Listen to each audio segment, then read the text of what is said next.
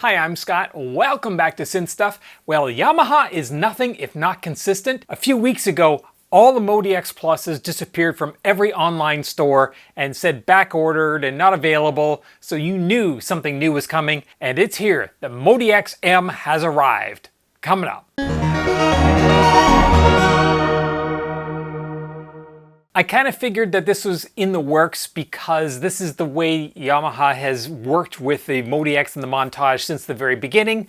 They will bring out the Montage and then the MODX will come up with almost feature parity, and then the Montage moves ahead and the MODX follows along. And so because when the Montage M came out with the new ANX engine, it kind of left behind the MODX Plus that did not have the ANX engine.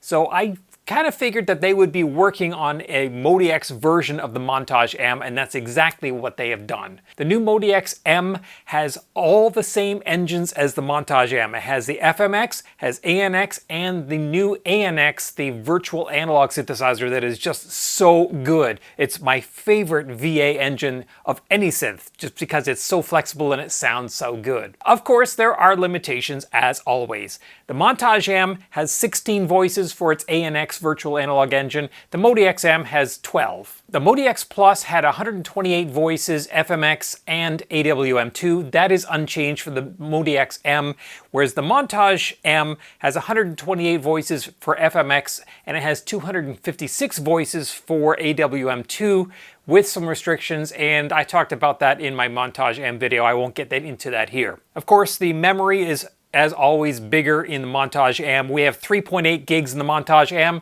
The MODX M has 1.9 gigabytes, so roughly half the memory. That's for user samples inside the MODX M. One of the big changes with the Montage M in the AWM2 engine is the number of elements per part. So an individual part, you can have up to 8 parts that are playable from the keybed on the AWM2 engine, and that is the sample-based engine. So pianos. We can see the different elements in here for this piano patch, that it has up to 8 different elements, but if we scroll down you can actually see there are a lot more elements available for each AWM part.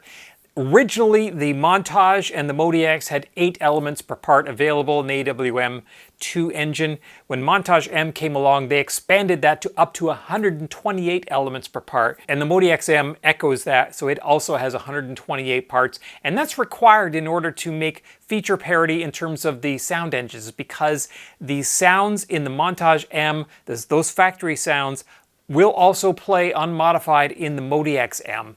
So if you have a sound designed on the Montage M, you can load that into MODX M and it will play it. If you want to get a lot more articulations for multi-sampled instruments like pianos and violins and so on, you need more than 8 elements per part.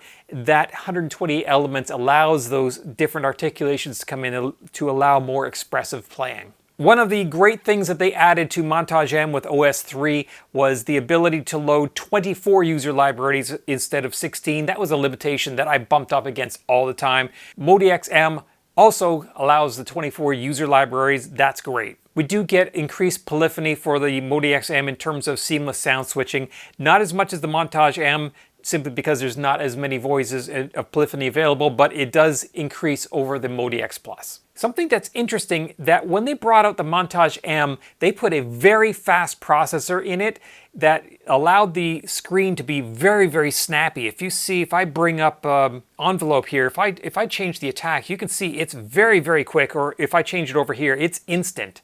So there's no lag in terms of this screen. The new MODX M actually does not have a processor that is quite as fast as what's used in the Montage M, and as a result the screen is a little bit laggy, which is unfortunate. And part of that may be because the Montage M, in order to have that super fast processor in there, actually has a fan to cool the processor. I'm suspecting that the MODX M does not have a fan on its processor, and so they were not able to put as fast a processor that would put out as much heat. And as a result, the UI is not quite as fast and snappy. It still works just as fine. It has nothing to do with the sound itself, but that was one of the things I really loved about the Montage M, is that the user interface was so much faster than the original Montage and the original MODX. Unfortunately, the new MODX M does not have that same snappy UI, which is a real shame. Okay, let's talk about the controls because the controls definitely are different. The first thing you're going to notice is that on the MODX M, it has finally 8 faders, just like on the Montage M. Before you had 4 faders on the original MODX, and then you had to switch it between 1 and 4 and 5 to 8 to go back and forth between those.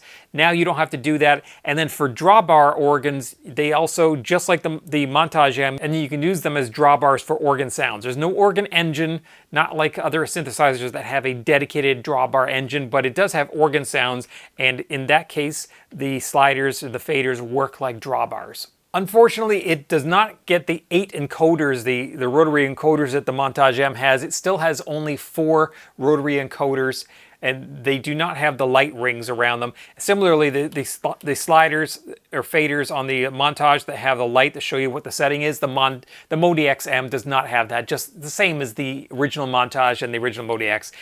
Those are features just not carried onto the MODX. And one of the obvious differences is the Montage M has this screen right here, this secondary screen that we can edit all these different things, and it shows it right up here what it is we're editing on, or we can page jump over to the main screen and edit the things here. And if we're editing something different over on this screen, we can do a shift page jump and it brings it back over to this small screen where we have all the individual controls. That doesn't exist on MODX M.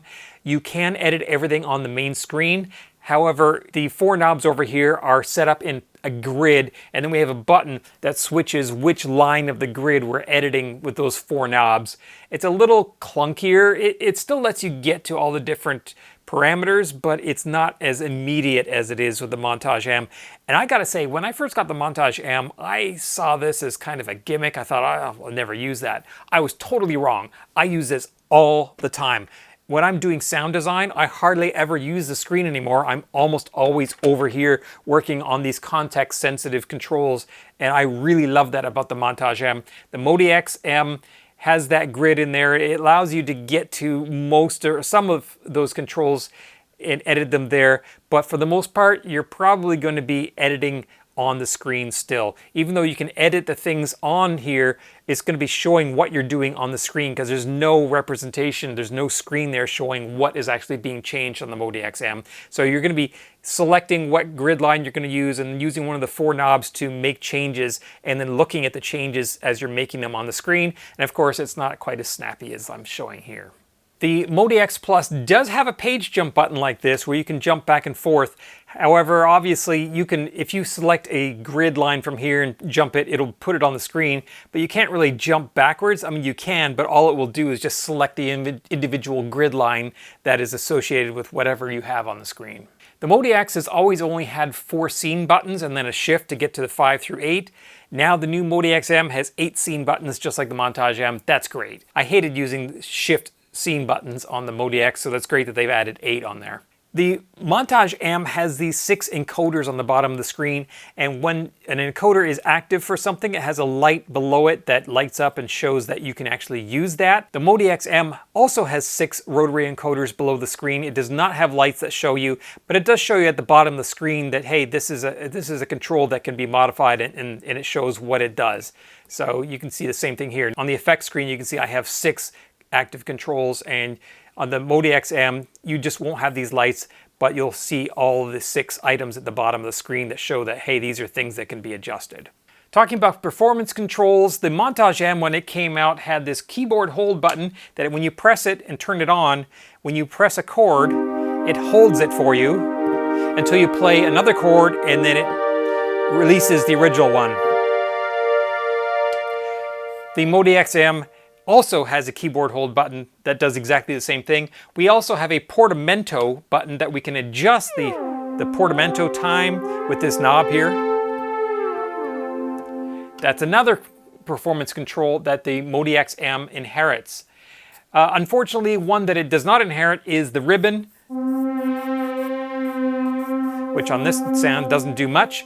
However, there is a way that you can edit the ribbon and emulate it on the screen by bringing a graphic representation of that ribbon up on the MODX M screen and then dragging your finger on the screen. And that's so that any of the sounds for the Montage M that actually do use the ribbon for modulation, you can actually play that modulation in the MODX M. Another new feature that the Montage M brought us was the knob positions for left, mid, and right to be able to store those for the super knob. So if we have, you can hear how the sound changes.